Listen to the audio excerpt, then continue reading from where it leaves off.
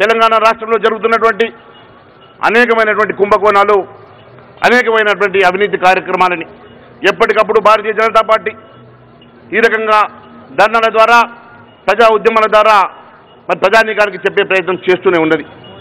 మరి ఈరోజు తెలంగాణ రాష్ట్రంలో కాంగ్రెస్ పార్టీ అధికారంలోకి వచ్చి 2 సంవత్సరాలు పూర్తి చేసుకున్న సందర్భంగా ఈ రాష్ట్రంలో ఎక్కడ లంకె బిందెలు ఉన్నాయని మాత్రమే ఈ ముఖ్యమంత్రి వెతుకుతా ఉన్నాడు.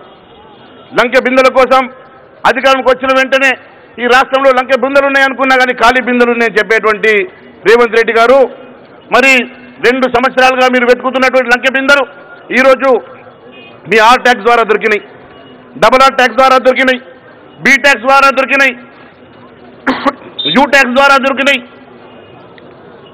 అదే మాదిరిగా అనేక కుంభకోణాలు, సివిల్ సప్లైస్ కుంభకోణాలు ఈ రాష్ట్రంలో హెట్రో డ్రగ్స్ ద్వారా రకరకాలుగా అవినీతి కార్యక్రమాలు చేస్తూ ఈ రాష్ట్రంలో వేల కోట్ల రూపాయలు, లక్షల కోట్ల రూపాయల కుంభకోణాలు చేస్తున్నారు.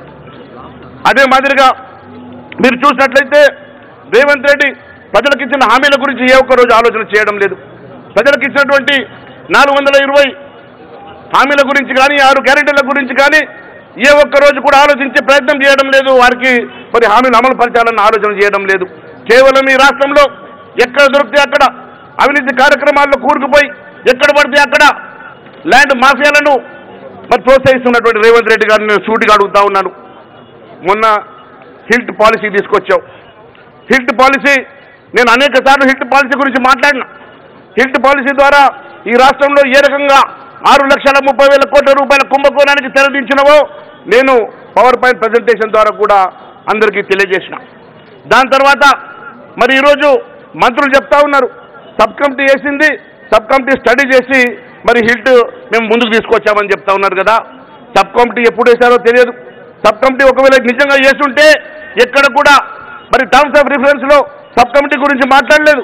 సబ్ కమిటీ గురించి కనీసం జీవోలు కూడా మెన్షన్ చేయలేదు. నేను హైకోర్టు కూడా అడుగుతా ఉన్నది, మీరు ఎక్కడ కూడా మరి ఈ యావత్ ఇండస్ట్రీస్ని రీలొకేట్ చేస్తా అంటున్నారు కదా, ఎక్కడికి రీలొకేట్ చేస్తారో కూడా ఇప్పటి వరకు మరి మెన్షన్ చేయలేదని చెప్పి హైకోర్టు అడిగింది. దాని గురించి జవాబు లేదు. ఈరోజు కేవలం వీళ్ళందరినీ కూడా ఇండస్ట్రీలను మూతబీసి వాళ్ళను రియల్టర్గా మార్చి తద్వారా భూములు కాజేయాలని ఆలోచిస్తున్నటువంటి రేవంత్ రెడ్డి గారు ఈరోజు ఇండస్ట్రీలు మూపిస్తున్నారు కదా, మరి ఎక్కడ తెరిపిస్తారు? 22 ఎస్టేట్లను మళ్ళీ ఎక్కడ ఓపెన్ చేస్తారో దాని గురించి ఎక్కడ కూడా జీవోలో మెన్షన్ చేయలేదు. దాని గురించి ఎక్కడ కూడా మీరు మాట్లాడడం లేదు. అంటే ఈరోజు కనీసం మీరు చూసినట్లయితే పొల్యూషన్ కోసమే ఇవన్నీ తరలిస్తున్నామని చెప్తా ఉన్నారు. మరి ఇప్పటి వరకు పొల్యూషన్ ఎన్ని ఇండస్ట్రీస్ పొల్యూటెడ్ ఉన్నాయి, దాని గురించి ఏమైనా స్టడీ జరిగిందా? ఎన్విరాన్మెంటల్ స్టడీ జరిగిందా? మరి దాని గురించి ఎక్కడ ఊసే లేదు. ఎక్కడ కూడా ఎన్విరాన్మెంటల్ స్టడీ జరగలేదు. పొల్యూషన్ గురించి ఆలోచన చేయలేదు. ఎక్కడ రీలొకేట్ చేయాలని ఆలోచన చేయలేదు. ఎప్పుడైనా సరే ఇండస్ట్రీస్ అన్నప్పుడు 3 రకాలుగా ఉంటాయి. Green zone, orange zone, red zone అని ఉంటుంది.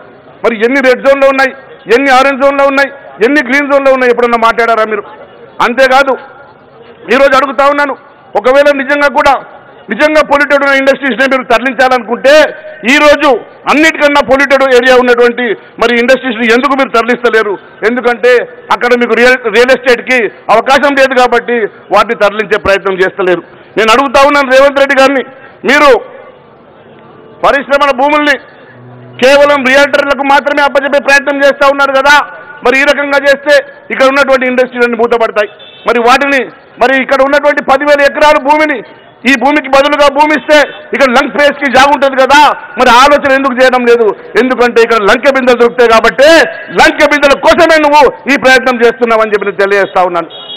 ఎక్కడ పడితే అక్కడ మొన్నటికి మొన్న ఎస్పీయూల సెంట్రల్ యూనివర్సిటీ భూములు కాజేయడానికి ప్రయత్నం చేస్తే మా బీజేవైఎం సోదరులు లాఠీలకు భయపడకుండా ఉద్యమం చేస్తే ఆ ఉద్యమానికి నేను మద్దతు పలికినానని నన్ను అన్ని పోలీస్ స్టేషన్లు తిప్పుకుంటూ రోజంతా కూడా నన్ను పోలీస్ స్టేషన్ చుట్టూ దింపారు తప్ప మీరు మరి నన్ను కూడా హౌస్ అరెస్ట్ చేసారు తప్ప మీరు ఎట్టి పరిస్థితుల్లో ఎస్యూ భూములు కాజే ప్రయత్నం మాత్రమే చేశారు. ఎప్పుడైతే కేంద్ర ప్రభుత్వం ఇంటర్వ్యూన్ అయిందో అప్పుడు మీరు వెనకడుగు వేయాల్సి వచ్చింది. ఈ రోజు కూడా నేను అడుగుతా ఉన్నాను, ఈ రోజు హిల్ట్ భూములు ముట్టుకోవాలంటే ఖచ్చితంగా కేంద్ర ఎన్విరాన్మెంటల్ పర్మిషన్ మీకు ఉన్నదా?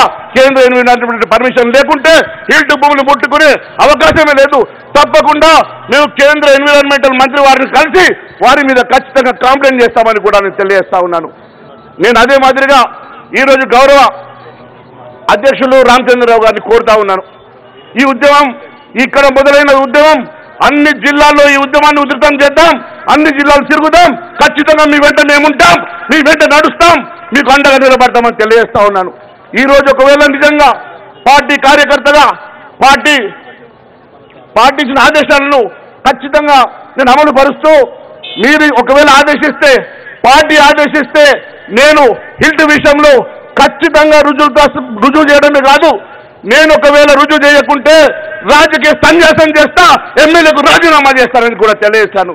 అంతేకాదు దీనికోసం ఖచ్చితంగా ముందుండి పోరాటం చేయడమే కాదు, నేను ఈరోజు పార్టీ ఆదేశిస్తే అమరణ దీక్ష కూడా నేను వెనుకాడనని కూడా నేను సభాముఖంగా తెలియజేస్తా ఉన్నాను. మిత్రులారా, అనేకమైనటువంటి కుంభకర్ణులు కూరుకుపోయినటువంటి రేవంత్ రెడ్డి ఈరోజు ఒక చెడ్డి గ్యాంగ్ని మొదలు పెట్టుకున్నాడు. ఈరోజు చెడ్డి గ్యాంగ్ లెక్క వాళ్ళ మనుషులు ఎక్కడ భూమి ఉంటే ఆ భూమి దగ్గర వాళ్తా ఉన్నారు.